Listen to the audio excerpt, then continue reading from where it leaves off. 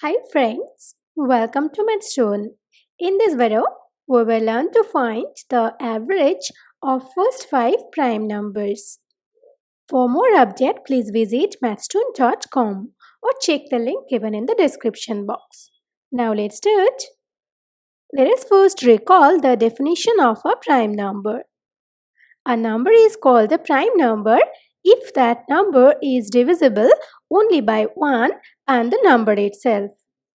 So, according to this definition, we can say that the first 5 prime numbers are 2, 3, 5, 7 and 11. Now we have to find the average of these numbers.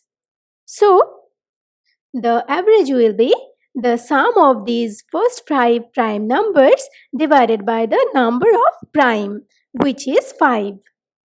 So as the sum in the numerator is 28, so we get 28 by 5, which is equal to 5.6.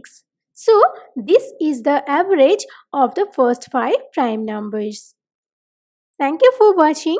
Please like and share this video if you find it useful. Leave a comment in the comment box. Do not forget to subscribe this channel.